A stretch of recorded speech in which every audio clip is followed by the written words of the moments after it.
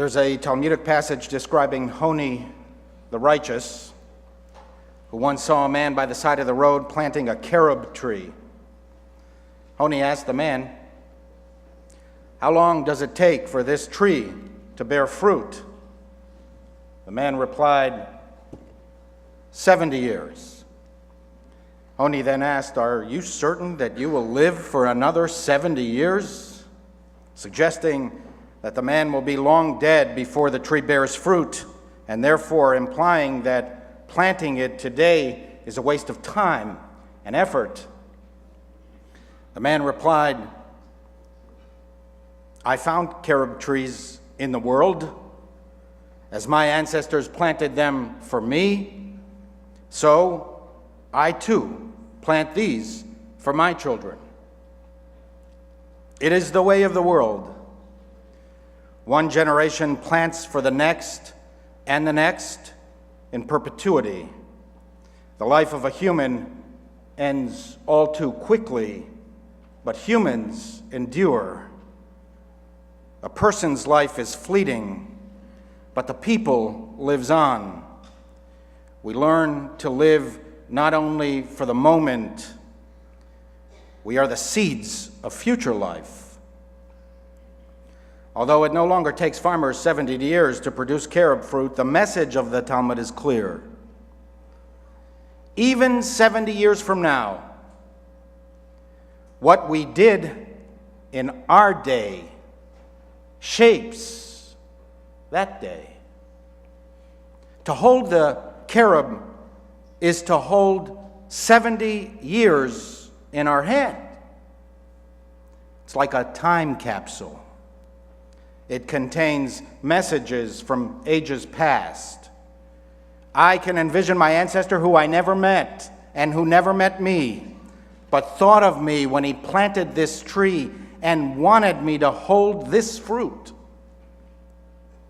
The whole point of planting the tree at that moment was this moment, and it was meant for me. What a miraculous and even overwhelming thought. The past lives in the palm of my hand. The ancient farmer knew that he would never live to see the first fruits. He didn't even know whether the tree would survive. And still, he planted. And because he did, we meet, that ancient Jew and I, by the tree of Jewish life in the Garden of Eternity. Why don't we plant a carob tree this year, not a real tree? We urban dwellers are not generally distinguished by our arboricultural capacities, even if somehow we could find land. Rather, why don't we plant a seed in the soil of the synagogue, a time capsule in the basement of our building or in the archives in the attic, that 3 generations will preserve and protect until opened 70 years from now.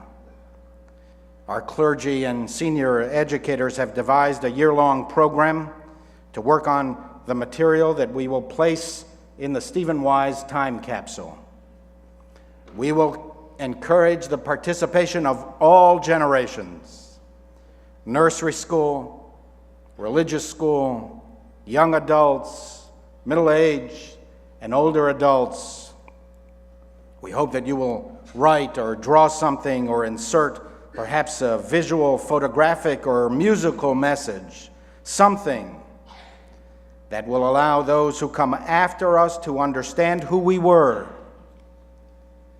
what were our fondest dreams, our deepest yearnings, and our most cherished aspirations. Place inside something of you that expresses your most meaningful prayers for the children of your children's children, so that the Jews of the 22nd century will benefit from the seeds we plant this year. Once we seal the time capsule in 2015, we will leave specific instructions to open it in 70 years, 2085, 5846 as the Jews count. Long enough so that the adults will have likely gone to their eternal reward, but not too long so that no one alive today will be alive then. In 70 years, some of today's children will still be able to give a first-hand account of 2015. Since I do not expect to still be the senior rabbi in 2085, I dedicate the rest of this sermon to our posterity, some of whom I knew when they were children, but most of whom are not yet conceived in the thoughts of their parents who themselves are not yet born. These words are for them, a testimonial to the dreams of our generation. And I will place this sermon in the Time Capsule as my contribution. And I pray that in this way we will meet that generation and ours by the tree of Jewish life in the garden of eternity. Dear future congregants, shalom uvracha, peace and blessings be upon you. I reach out to you from the past in love and devotion. The first thing I want to say is, I knew you would be there to read this. And I knew that our synagogue would survive. Many even doubted that, because honestly, we were pretty lost in 2014. Nothing like 2014 had ever occurred in Jewish history. We were losing more Jews than those being born. The liberal movements especially were hemorrhaging. Less than half of Reformed Jews said that being Jewish was very important to them. We were producing 1.7 children per couple, way below the replacement level, and fewer than half of these children were enrolled in formal Jewish education. It was a challenging time to be a rabbi.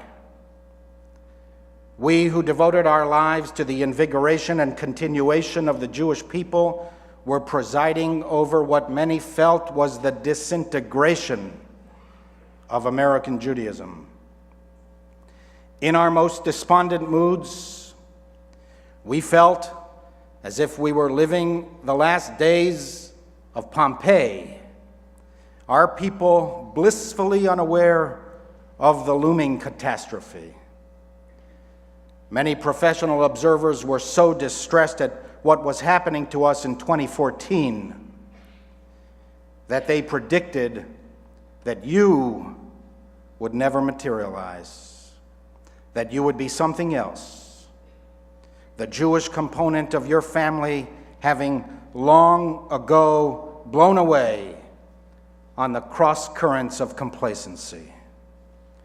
So as you gather around this time capsule and read the many hundreds of messages from the past, you should realize how amazing it is that you are still Jewish. In a sense, you are the remnant of the Jewish people, those who made it through the 21st century. You made it through. You made it through because someone in your family that I may have known as a child was determined to carry on. If you were only able to tell me who they were when I knew them, I would probably nod in recognition. Ah, yes, that child. I knew it. Though we will never meet, I feel an inexplicable kinship with you. I became a rabbi because of you. If I knew for sure that it would all end with me, what would have been the point of devoting my life to this endeavor. The whole point of devotion is that it inspires others to sail beyond the sunset and the baths of all the western stars. You are alive. And because you are alive, we too are still alive in your thoughts and in your deeds. Because you are alive, our lives had meaning. You grant us the gift of retroactive merit. We became the bridge to you. Jews are still alive through you. And so on some level, we did our job. What I wouldn't give to hear you, to see you, to talk about your lives, to reminisce about the past, and to dream of the future together. Oh, how I wish I could see all of your technology, all the gadgets that 3 generations have invented. How I yearn to hear your music, read your literature, and step into your favorite mode of transportation. All of these are beyond my capacity even to imagine. But on a Jewish level, the fact that you are there to open this time capsule leads me to assume that you have the essential element of the Jewish personality that your predecessors had and that never changes despite the unfolding of the generations. Hope. Judaism is hope. Hope that tomorrow will be better than today. Hope that we will endure no matter what. That we are an Amolam, an eternal people, and that our very existence testifies to the existence of God. Never lose hope for the next generation. Keep building for yourselves, your children, their children, and other people's children. No matter what your surveys predict about the future of the Jewish community, and remember, our surveys predicted that you would not be. Keep assuming that there will be Jews in America in the 22nd century, and that you are responsible for their appearance on earth. They will not be if you will not be devoted to them. They will not appear if you do not appear interested in them. Keep nudging, cajoling, and demanding that your generation supports the generation that follows you. All of Judaism is based on this. We found centers of Jewish life and learning in our world. As our ancestors built them for us, we too build centers of Judaism for our children.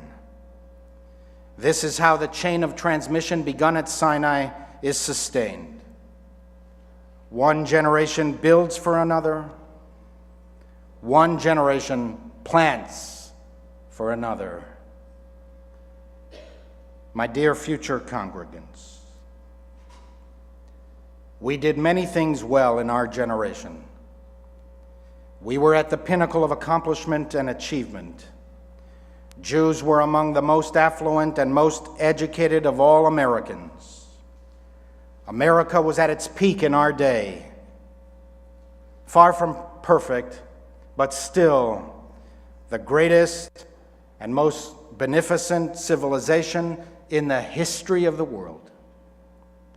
We built sparkling centers of Jewish life and generously supported practically every major cultural institution of this country. Whenever there was something important going on, Jews were part of it. And the beating heart of American Judaism was here, in New York City. Jewish contributions to civic life were everywhere.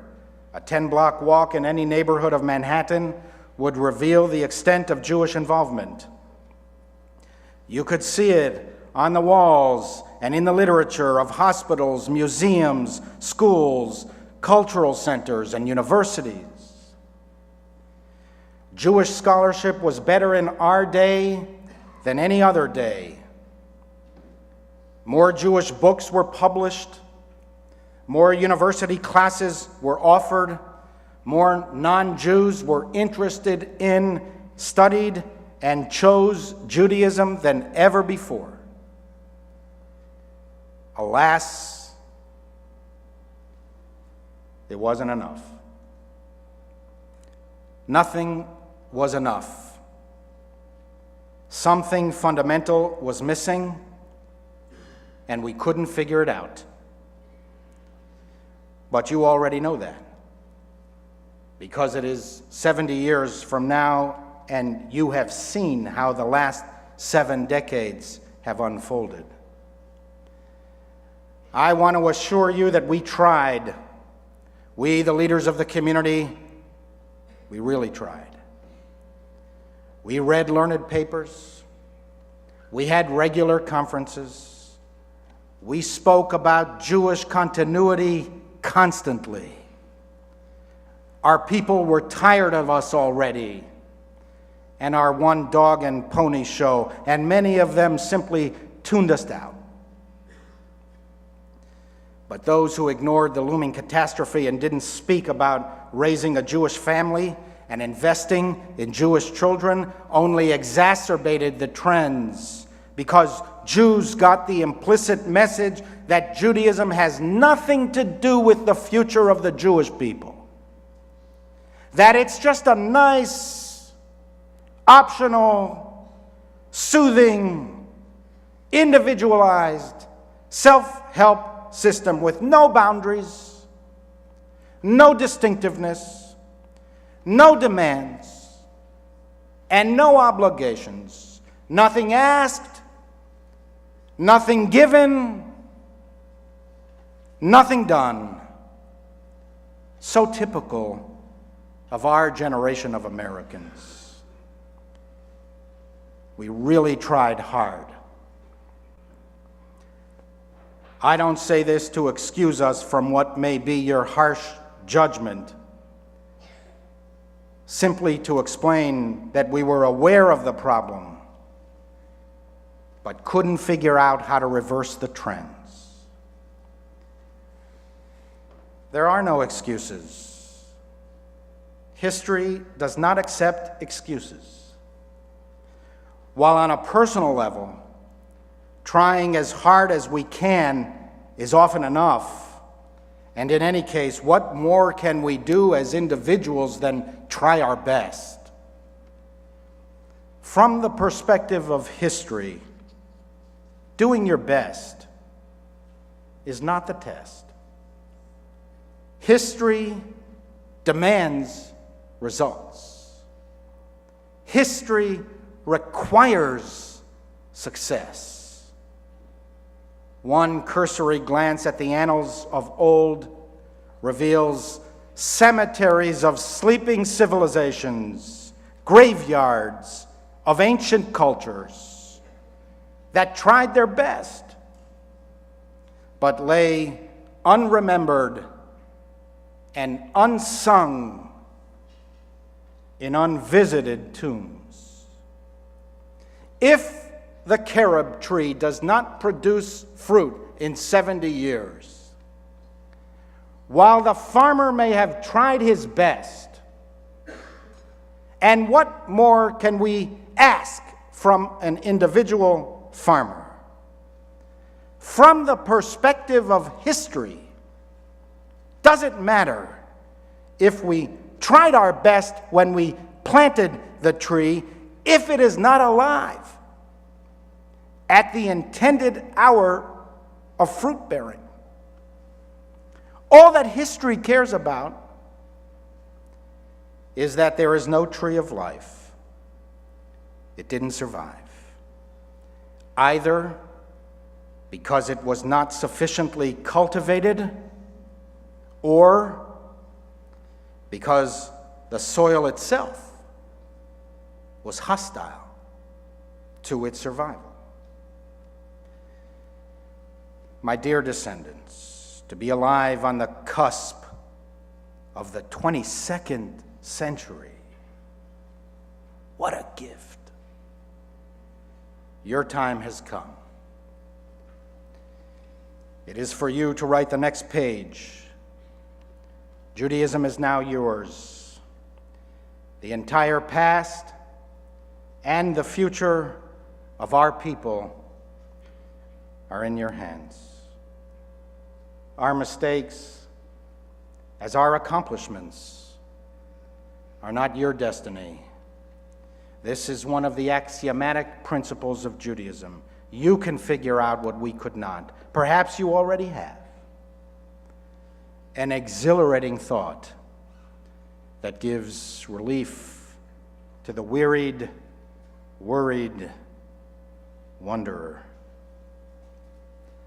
May you enjoy the many gifts we have bequeathed to you, and may you forgive our many faults.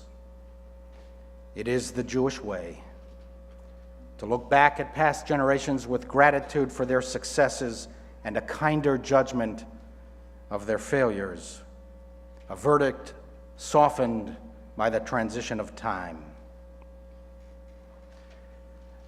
I know you will endure. I know it, not because I know you. I know it because I knew your grandparents and great-grandparents. I studied about their grandparents. I am connected to the patriarchs and matriarchs, the kings, the prophets, and the rabbis, the scholars of old. They all lead to you. And so I know that whatever happens on a personal level, the Jewish people, God's people, will endure. The time capsule of history is my proof. For whatever unfathomable reason, God wants the Jewish people to survive. In the words of the prophet Hosea, Ki na'ar Yisrael ve'ohavehu. I, God, fell in love with Israel when you were still a child. And I have called you my child ever since Egypt.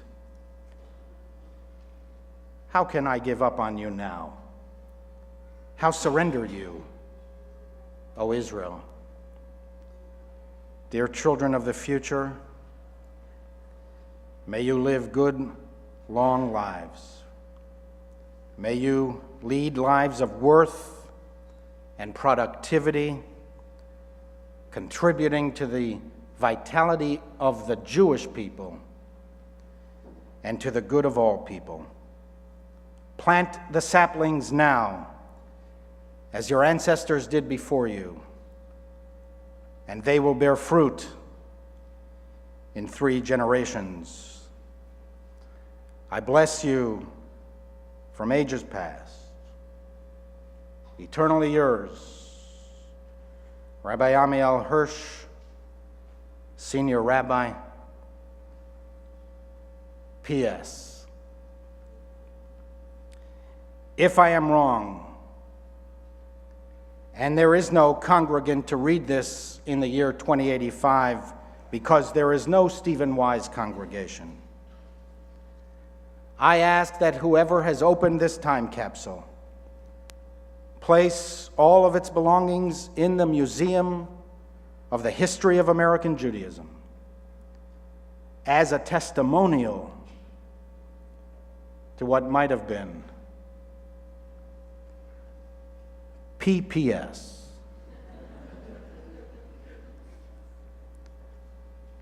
I am not wrong.